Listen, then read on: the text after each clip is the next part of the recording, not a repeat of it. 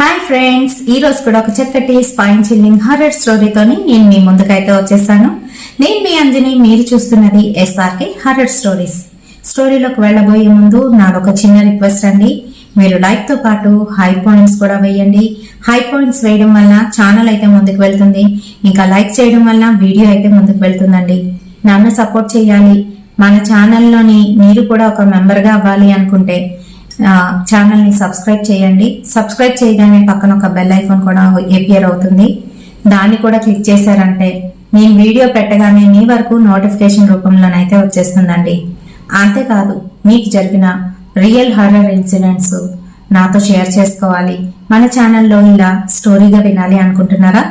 అయితే description box లోని నా ఇన్స్టాగ్రామ్ లింక్ ని అయితే పిన్ చేస్తున్నాను.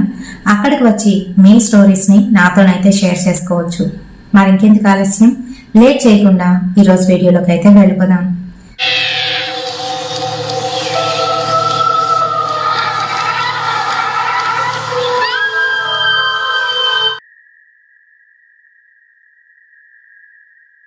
సో ఈరోజు 2007లో జరిగిన ఒక రియల్ ఇన్సిడెంట్ గురించి అయితే చెప్పుకుందామండి.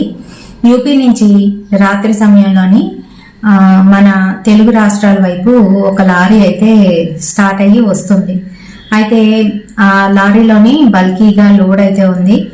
వీళ్ళు వస్తున్న సమయంలోని బాగా చీకటిగానైతే అయిపోయింది. ఎందుకనంటే ఆ రోజు అమావాస్య. పైగా వాళ్ళు వస్తున్న వే అంతా కూడాను జంగిల్ లాగా అయితే ఉంటుంది, అడవిలాగా. చుట్టూ అంతా కూడా పెద్ద పెద్ద వృక్షాలు అయితే ఉన్నాయి. వాటి యొక్క కొమ్మలు ఆకాశాన్ని కూడా కప్పే విధంగానైతే దగ్గరికి జూబుగానైతే ఉన్నాయన్నమాట.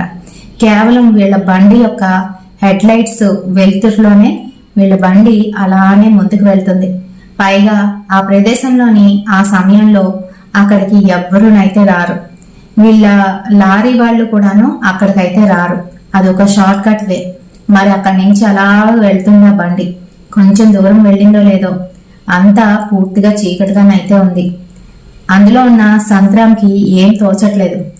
క్లీనర్ అయిన సంజయ్ అయితే అంటున్నాడు, రే ఏదో ఒకటి మాట్లాడరా, నాకు ఎందుకనో నిద్ర వచ్చేస్తుంది, ఈరోజు ఏం తోచట్లేదు కూడాను, బండి ఎక్కడో యాక్సిడెంట్ చేసేటట్టే ఉన్నాను అని అంటున్నాడు. ఆ మాటలకి సంజయ్ ఇలా అంటున్నాడు, నీకేమో గాని నాకైతే భయం వేస్తుందన్నా. నువ్వు ఈ ఊరని చెప్తే నేను అసలు బండే ఎక్కకపోదును అని అంటున్నాడు. ఆ మాటలకి, ఏరా నీకు ఈ ఊరు ముందే తెలుసా అని అడిగాడు. అడిగితే తెలియకపోవడం ఏముంది, ఈ ఊర్లోనే కదా నేను ప్రేమించి పెళ్లి చేసుకొని అమ్మాయితో ఉన్నది. ఆ తర్వాత దానికి చెప్పకుండా ఇక్కడే వదిలేసి వచ్చేసాను. మళ్ళీ ఎక్కడైనా కనపడితే నాకు తగులుకుంటుంది, నాకు భయం వేస్తుందన్నా అని అంటున్నాడు. ఒరే, నువ్వు ప్రేమించావా? ప్రేమించి పెళ్లి చేసుకొని వదిలేసి వచ్చేసావా? అసలు నీ గురించి నాకేమీ తెలీదురా అని అంటున్నాడు. ఊరుకో అన్నా, నా గురించి మన యాడ్లో అందరూ కూడా చెప్పుకుంటూ ఉంటారు, నీకు తెలీదంటే నేను నమ్మాలా అని అంటున్నాడు. లేదురా బాబు, నిజంగా నీ గురించి నాకు తెలీదు అని సంత్రం అయితే అన్నాడు. ఇంతకీ నీ లవ్ స్టోరీ ఎలా మొదలైంది, ఏంటి కదా, పూర్తిగా చెప్పు అని అంటున్నాడు. అదేం లేదన్నా, నేను నీకు తెలుసు కదా, నాకు నాన్న లేడు, అమ్మే నన్ను చదివించేది. పైగా మంది తక్కువ కులం కూడాను. అయినా కూడాను స్కూల్లోని నా వెనకే తిరిగేది. అంతేకాదు, నువ్వంటే నాకు ఇష్టమని తనే ముందు చెప్పింది. ఆ తర్వాత తను కాలేజీలోని చదువుకుంది. అప్పుడు నేనేదో చిన్న చితక పనులైతే చేస్తూ ఉండేవాడిని. అయినా కూడా నన్ను చూడడానికైతే వచ్చేది. నాతో మాట్లాడుతూ నేను ప్రేమిస్తున్నాను అంటూ ఒకసారి అయితే చెప్పేసింది. ఇంకా నేనైతే ఆ ప్రేమని అంగీకరించలేదు. అయినా కూడా నా వెంట పడుతూ, ఆడపిల్ల అలా నా వెంట పడితే నేనెందుకు కూరుకుంటాను, నేను ప్రేమించాను. ఆ తర్వాతే నన్ను ఎక్కడికైనా తీసుకువెళ్ళిపో, నన్ను పెళ్లి చేసుకో అనడం మొదలుపెట్టింది. వాళ్ళు నా గురించి తెలిసిందంటే నన్నే కాదు మా అమ్మని కూడా చంపేస్తారు. అందుకనే నేను ఆలోచించి, సరేలే అయితే తీసుకువెళ్తాను, కానీ నా గురించి మీ వాళ్ళకి అస్సలు తెలియకూడదు అని ముందే చెప్పాను. మా అమ్మ నా ఊరు నుంచి వేరే ఊరికి పంపించి అక్కడైతే మకాం పెట్టాం. ఆ తర్వాత నేను ఆ అమ్మాయిని తీసుకొని ఈ ఊరికైతే వచ్చేసాను. పెళ్లి చేసుకోమని తినేస్తూ ఉంటే నల్లపూసలేవో వేశాను అంతే. ఆ తర్వాత నాతోని అంటూ నవ్వుతున్నాడు. ఆహా, అన్నీ అయిపోయాయన్నమాట అంటే, అన్నీను. మరి అదే కావాలనుకుంటూ వచ్చింది, నన్నేం చేయమంటావు? ఆ తర్వాత ఇంకా ఒక 3 నెలలు తనతోనైతే ఉన్నాను. అక్కడ ఇల్లు తీసుకొని అద్దెకు కూడా ఉండేవాళ్ళం. ఆ ఇంటి ఓనర్లు ఆవిడ మంచిదాయే గాని అతని మటుకు ఏదో తేడాగా చూసేవాడు. నాకైతే అర్థమైంది. ఇంకా తను తెచ్చిన డబ్బు బంగారం అంతా కూడాను బాగా జల్సా అయితే చేశాను. 3 నెలలు అయిపోయింది. ఇంకా అక్కడే దాన్ని వదిలేసి ఉద్యోగం వెతుక్కుంటాను అని చెప్పి అబద్ధం చెప్పి పారిపోయి వచ్చేసానన్నా. ఆ తర్వాత అదేమైందో నాకైతే తెలీదు అని చెప్తున్నాడు. చెప్తుంటే ఓరే నువ్వు చాలా గట్టికుడురా అంటూ సంత్రం అయితే మెచ్చుకుంటున్నాడు. నవ్వుతూ వీళ్ళిద్దరునైతే ముందుకు వెళ్తున్నారు. ఇంకొంచెం దూరం వెళ్లారో లేదో అక్కడ ఒక అమ్మాయి నించొని వీళ్ళ లారీనైతే ఆపుతూ కనిపించింది. అన్నా, ఎవరో అమ్మాయి అన్నా ఈ సమయంలో అని అంటున్నాడు. ఆపుదామేంట్రా, సరదాగా అలా ఆళ్లే ఇక్కడ ఆపుతూ ఉంటారా అని చెప్తున్నాడు. అవునా, మరి డబ్బులు అడుగుతారేమో అని అంటే, అడుగుతారు, అడగరేంటి మరి, ఇద్దామా దిగుదామా అంటున్నాడు అంతరం. అంటూ ఉంటే సరే చూద్దామన్నా అంటూ దగ్గరికి అయితే తీసుకువెళ్ళాడు. తీసుకువెళ్లేసరికి అమ్మాయి అతి దారుణంగా మొహం అంతా కూడాను పొంగిపోయి గుడ్లవి కూడా బయటికి వచ్చేసి నీటిలోనే నానిపోతే ఎలా ఉంటుంది అలా అయితే కనిపిస్తుంది. అంతేకాదు ఆమెను చూడగానే సంజయ్ భయంతో వణికిపోతూ, అన్నా వద్దు, ఆపకు, అది అర్పిత అర్పిత అంటూ అంటున్నాడు. అర్పితనా, అదెవరు అని అంటే, అదే నీకు ఇప్పుడు వరకు చెప్పాను కదా, అదే అది. వద్దన్నా, అది భయంకరంగా కనిపిస్తుంది, ఆపొద్దు ఆపొద్దు అని భయపడిపోతున్నాడు. అదేంట్రా అలా మాట్లాడతావు, అది ఎవరు కాదు, బానే ఉంది చూడు అని చెప్తూ ఉంటే, వద్దన్నా వద్దన్నా వెళ్ళిపోదాం పదా అంటూ కంగారు పడిపోతున్నాడు. సరే ఇంకా సంజయ్ అలా అనడంతోని సంత్రం కూడాను ఏం మాట్లాడకుండా బండినైతే తీసేశాడు.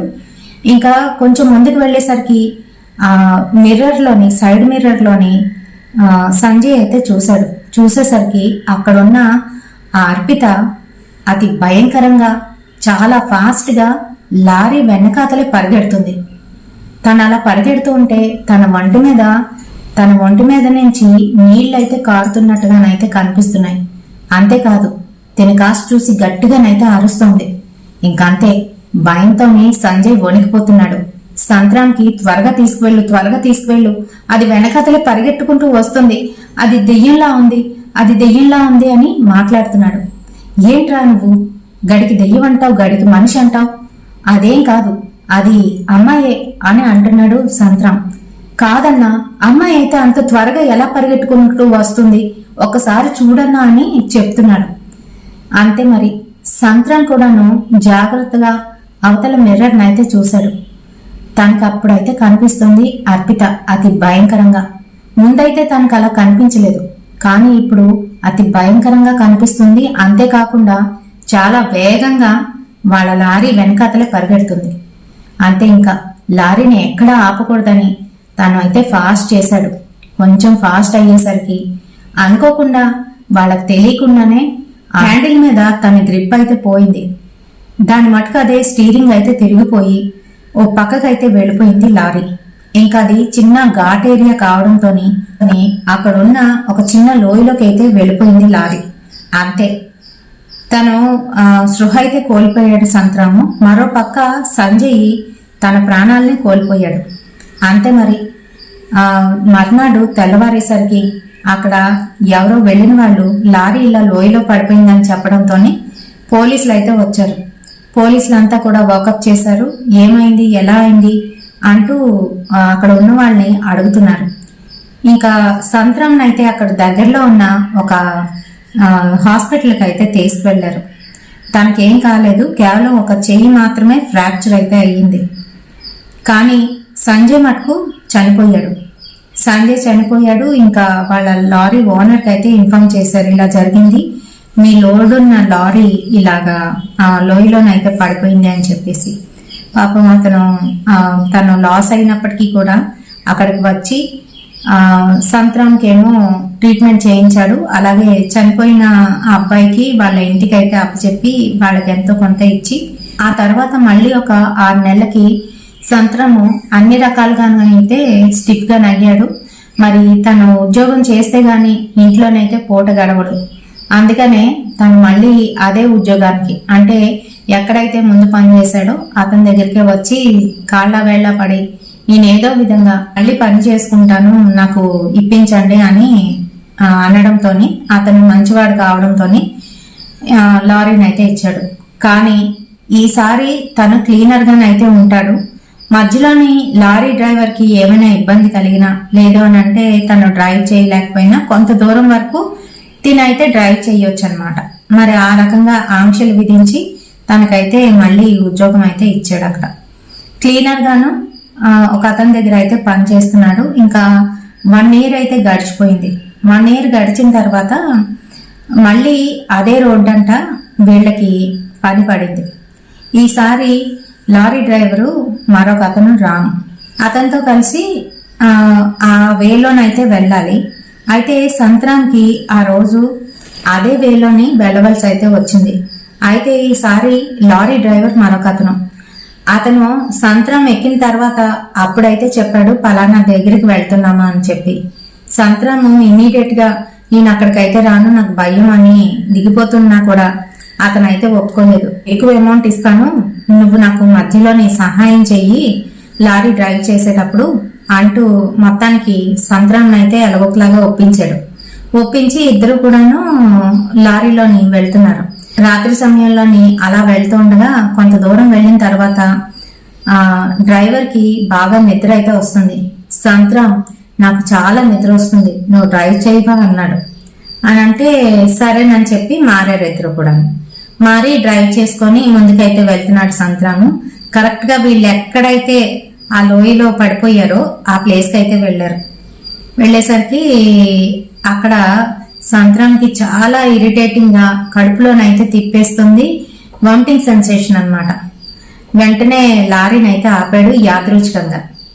ఆపేసరికి పక్కనున్న లారీ డ్రైవరు ఏమైంది ఎందుకు ఆపేవని అడుగుతూ ఉంటే కడుపులో తిప్పేస్తుంది సార్ ఒక్క నిమిషం అంటూ కిందకి దిగి అటుపక్క లోయ దగ్గరికి వెళ్ళి అక్కడైతే వామిటింగ్ చేస్తున్న సమయంలోని ఆ లోయ దగ్గర ఒక పక్కన చెట్టు దగ్గర ఈ సంజయ్ ఎవరైతే ఉన్నాడో ముందు చనిపోయాడు కదా ఆ సంజయ్ నించొని సంత్రాం కాసి ఇలా పైకి చూసి అతి భయంకరంగానైతే నవ్వాడు.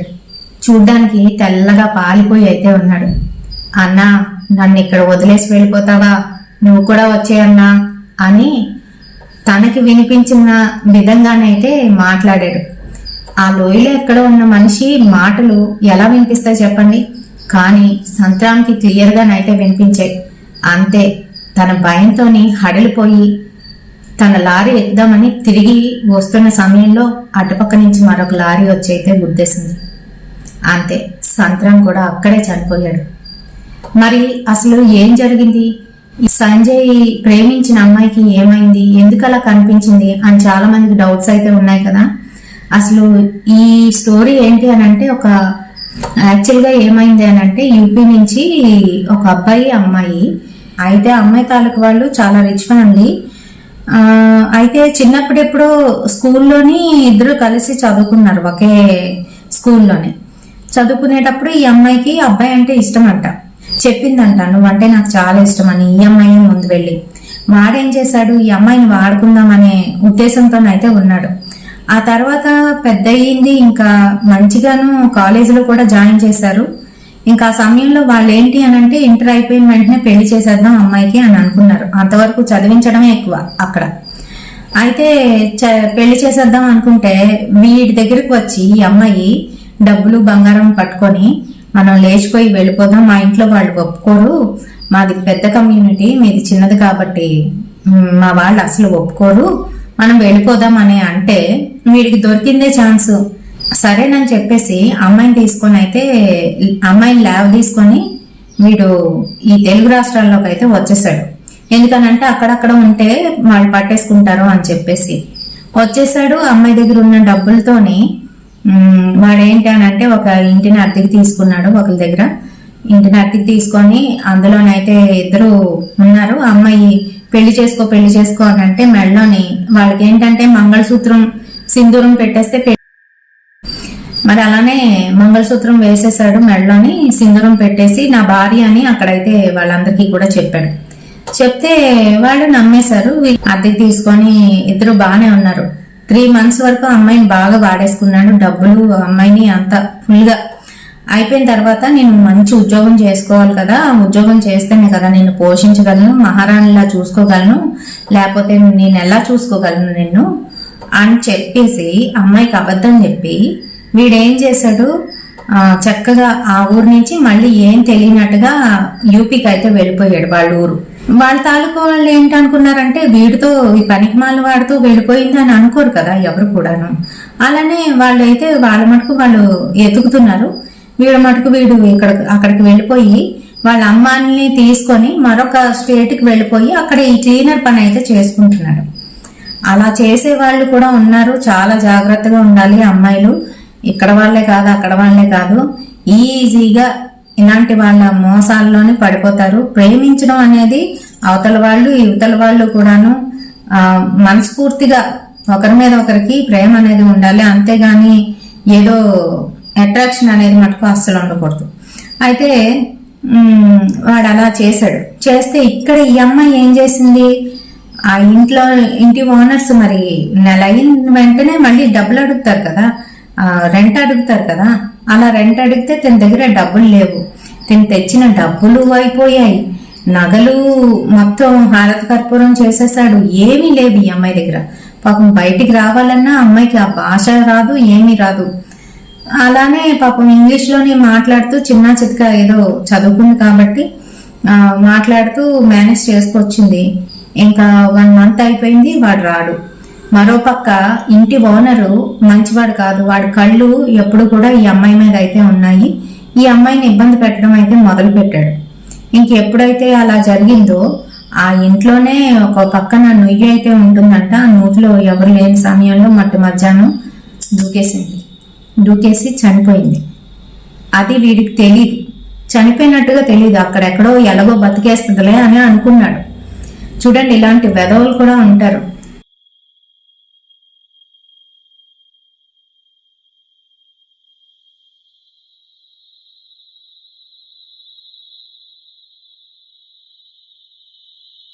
మరి ఈ స్టోరీ మీకు ఎలా అనిపించింది, నచ్చిందా? నచ్చితే తప్పకుండా ఒక లైక్ అయితే వేయండి, షేర్ చేయండి. మనలాంటి హర్రర్ ప్రేమికులకి రేపటి సరికొత్త ఇన్సిడెంట్ తోని మళ్ళీ మీ ముందుకైతే వచ్చేస్తాను. Until then bye.